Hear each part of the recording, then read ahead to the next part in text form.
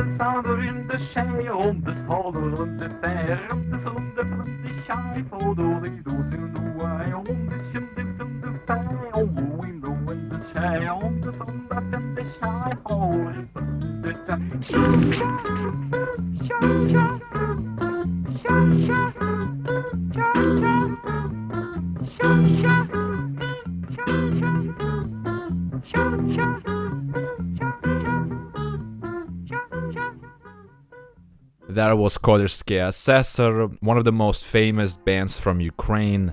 They were one of the co-founders of the Novaya Scena movement, which was basically Ukraine's art punk, progressive rock sort of wave that happened during the mid to late 80s and then slightly in the early 90s. I like to personally consider Novaya Scena to be the Soviet equivalent of krautrock. There's a lot of very interesting mixes of European progressive rock, a lot of kind of American experimental stuff mixed with these very Slavic rhythms and folk influences.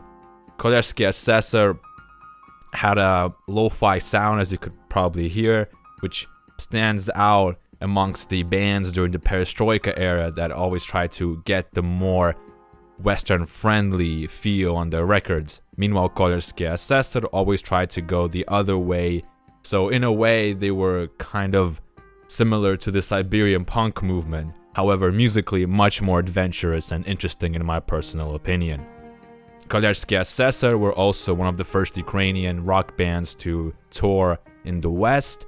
They played a set of shows, I think, might be one show, but I think it was a set of shows in Scotland, which was a tour together. Коллежский Assessor from Ukraine, Nezhdali from Estonia, and from Russia it was Agatha Christie during their early Sympho Prague years, if you know what I'm talking about. So yes, that was Коллежский Assessor. Great band, and if you're interested in a video about the Ukrainian Novaya Scena scene, drop a like, drop a comment, join the Discord and remind me, because it is definitely one of the most interesting movements to happen in the Soviet music underground. Coming up, we have Aquarium with their 1981 song Misha из города скрипящих статуй from the Triangle album. Aquarium is a band that doesn't really need an introduction, quite possibly one of the most influential, if not the most influential Russian rock band of all time. In a way, I think they're still kind of misunderstood by the general public, because Aquarium has always been about the love of music first and foremost. They constantly changed styles and experimented with various new music movements that were happening around the world, and Psychedelia was just one of them. This is one of the earliest Aquarium records. It was the second official one, and before that there were a lot of attempts in the 70s, but they're very, very lo-fi and kind of hard to decipher when listening. Anyway, let's listen to some music.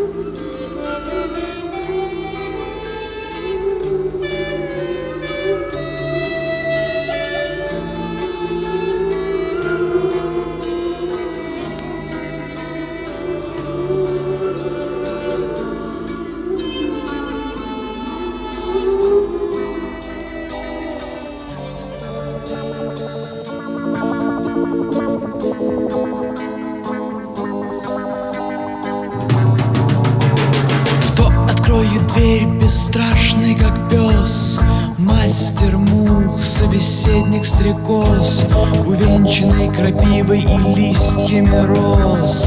Миша из города скрипящих статуй, Миша из города скрипящих статуй, Миша из города скрипящих статуй, Миша из города скрипящих статуй. С полночными зубами, славный как слон, царапающий лбом скрижали времен. Стоять столбом, это движется он. Миша из города скрипящих статуй, Миша из города скрипящих статуй, Миша из города скрипящих статуй, Миша из города скрипящих статуй.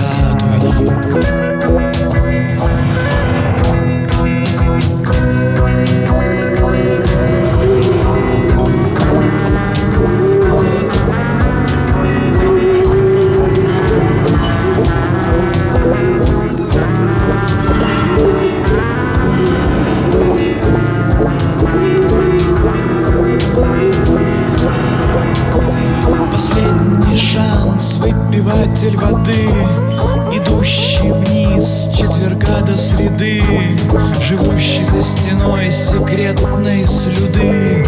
Ниже из города скрипящих статуй, ниже из города скрипящих статуй, ниже из города скрипящих статуй, ниже из города скрипящих статуй.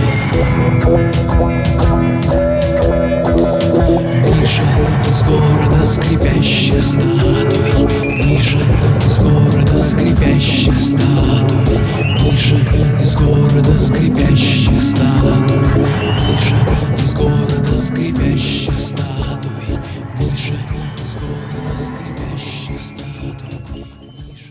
Now that's the kind of aquarium I like. Quirky, eclectic, and very fun to listen to. It's also very important to realize the year this was made in, 1981, in the Soviet Union. I mean, listen to this right now. The production is pretty freaking great. Oh, hail the great Andrei Trapilo, who made these early underground Leningrad records sound so interesting and so listenable, despite the far from perfect conditions the artists were in. I think that the Triangle album in general is one of the most important Soviet records because it really revolutionized the album format for the Russian lands. Because if you listen to a lot of the underground tapes before Triangle, there's not a lot of cohesive ideas. It's just tracks after tracks that they feel like compilations basically. But if you listen to the Triangle album, which I highly recommend you do, it's classic. There's a lot of interludes, a lot of different layers on the tracks. It's very, very well made.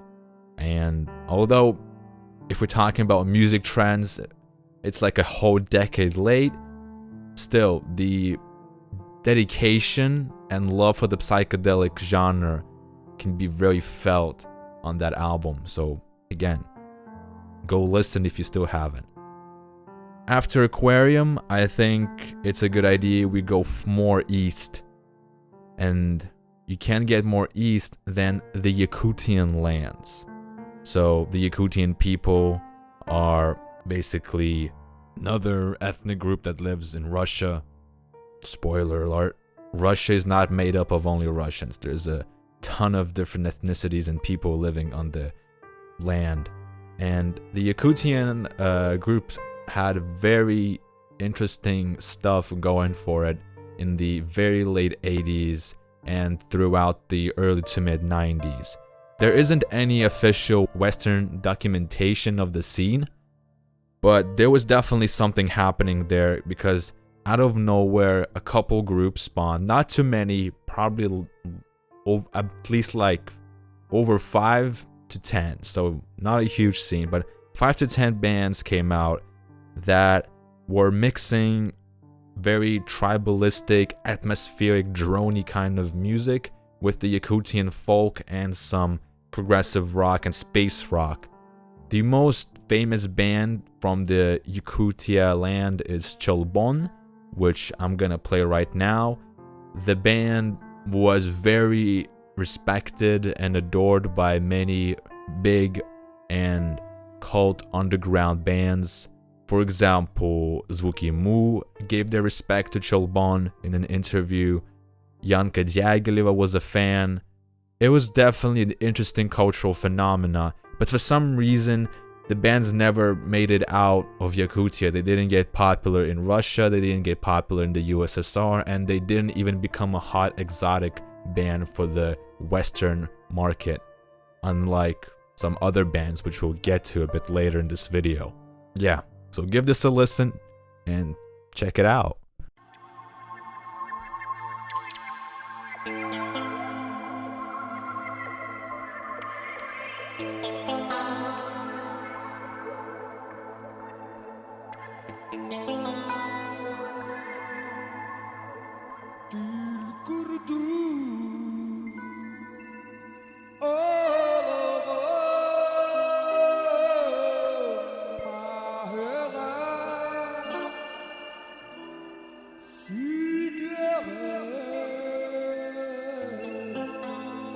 Ciao.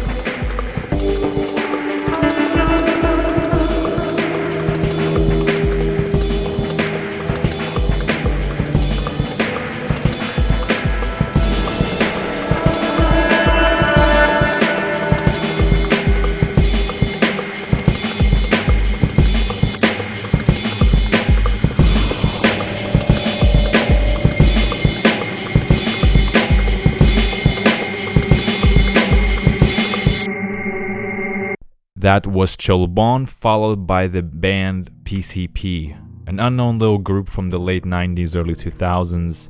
The acronym stands for Psychedelic Power Pop in this case. I hope you enjoyed those tunes. I personally did. They were a bit longer than the usual ones, but I think, we don't have a strict format here, so we can enjoy a good, long song from time to time. Our next artist is an interesting case because most people would not think of this artist as being something experimental, psychedelic, or interesting. I'm talking about the singer Кола Бельды. Кола Бельды was a Soviet estrada singer that was popular mostly in the 70s. Typical male crooner that you'd expect to hear from Soviet estrada. Nothing very out of the ordinary, so to speak. But then in the late 80s, he would release an album called Белый остров, the White Island. And it's still one of the most interesting avant-garde and original Melodia releases to date. Кола Бельды's Белый остров was very interesting because it combined artsy pop music that was common in the 80s with like North Asian folk music and a lot of very kind of different mixes of the various ethnic groups in Russia or the Soviet Union at the time. So there's a lot of influences from like the Yat-Kha traditional music. There's also Chukchi folk music involved. It's a very, very eclectic album, and it's still quite shocking that Melodia would release something like this. But I guess you could give the label credit that it was perestroika now, and you could experiment and release a bit more avant-garde stuff. Jungli would also have a Melodia release, for example, and even I think Sepsis had a Melodia release. Besides this one-of-a-kind album, Кола Бельды would also take part in Sergei Kuryokhin's Pop Mechanics shows in the 80s. However, as I understand, he was brought up on stage to kind of mock him, so it wasn't very like a respectful way of showing the artist off on stage. Let's listen to some songs. I picked 2 tracks off the album. If you enjoy them, go give the whole album a spin. It's a very interesting listen.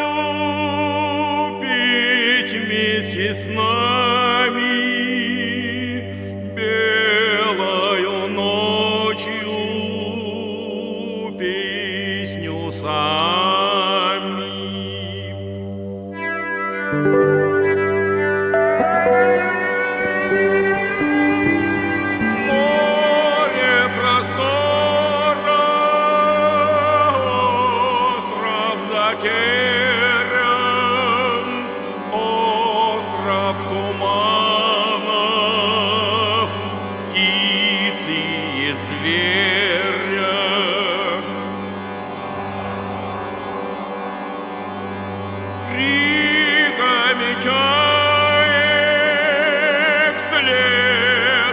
песцовым, белыми льдами он окольцован.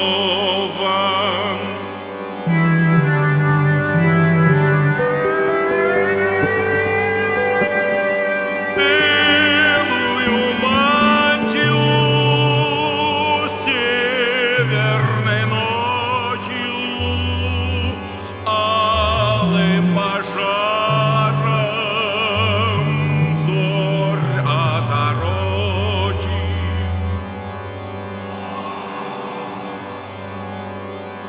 Теплым мохнатым ухом тумана слушают остров у океана.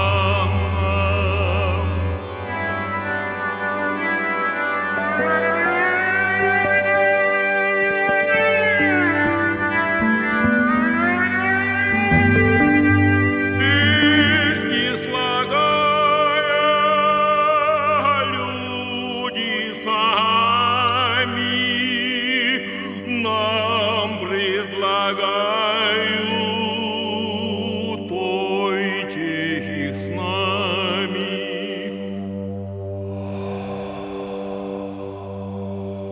Кто за полярья белым отмечен, светом неярким вам эта песня.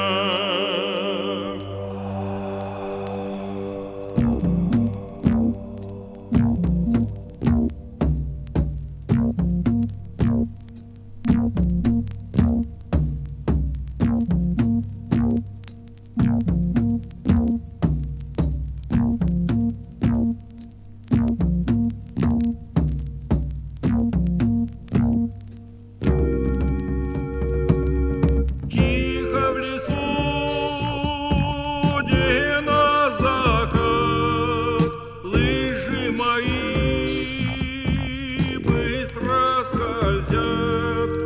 В этом лесу зимним густом мне каждый след с детства знаком.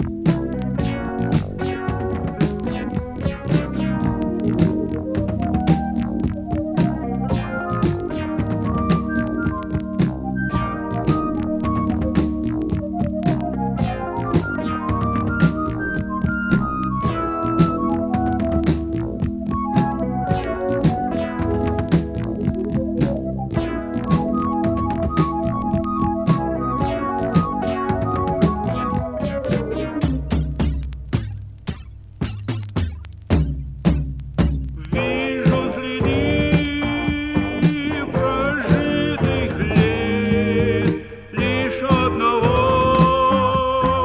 следа здесь нет. Между лавин сопок искал прежней любви, след отыскал.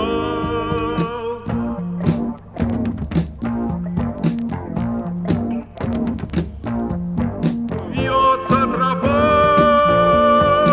нарта скользит, вьется судьбы долгая нить. Вновь я спешу зимней тропой, счастья ищу.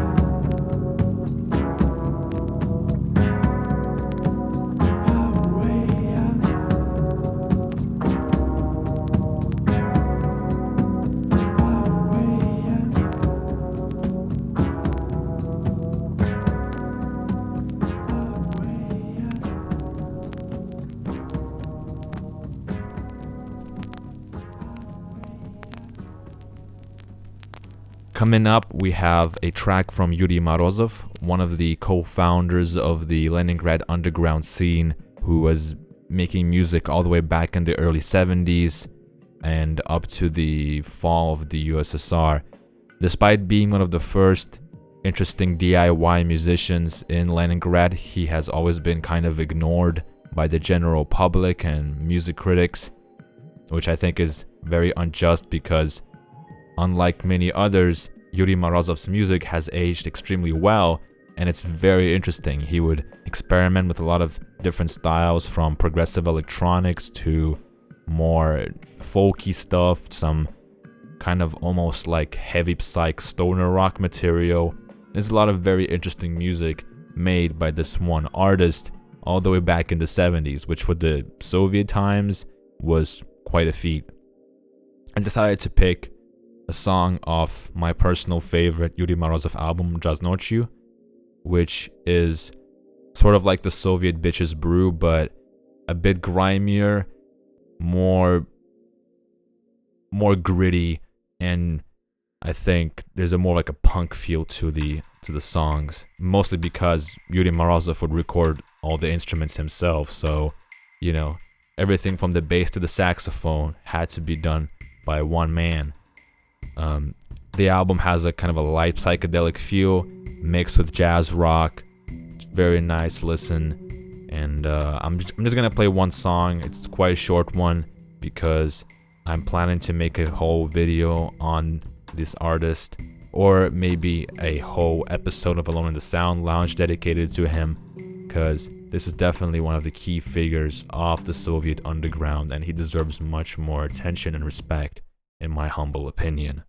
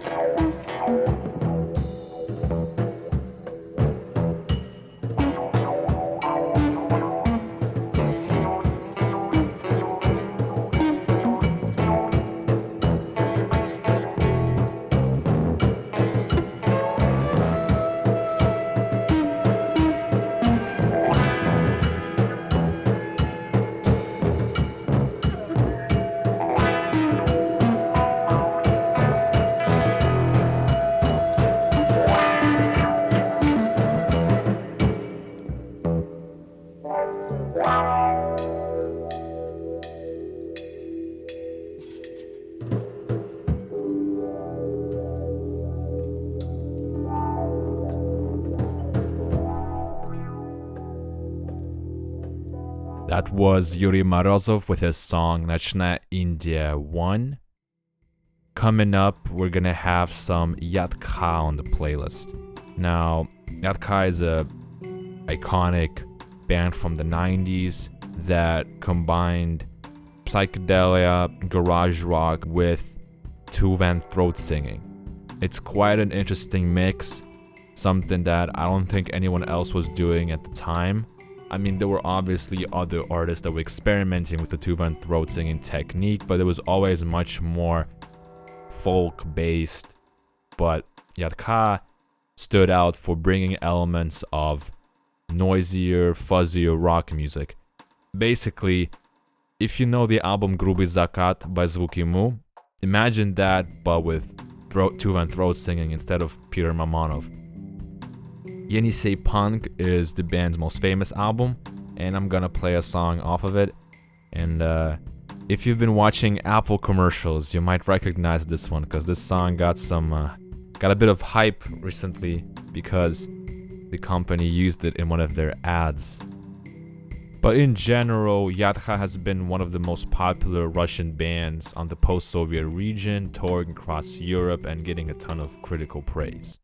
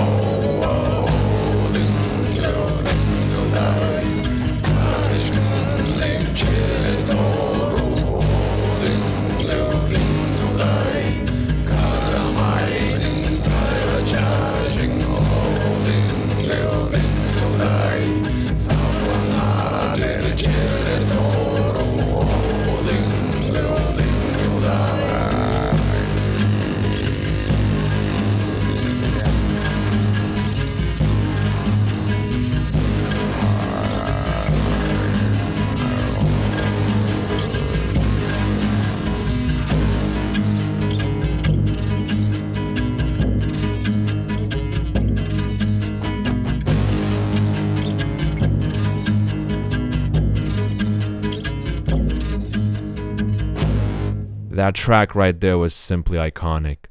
Just as iconic as the band's live performance at Naполним небо добротой in 1997. One of the funniest but at the same time most comfy and nice festivals you can see in 90s Russia. We're going to be ending this episode on a Soviet classic. and one that was released on the Melodia label all the way back in 1976, if my mind serves me right. Dos-Mukасан, probably the most iconic via from Kazakhstan, a band that, unlike many other official collectives, made very, very tasteful pop music.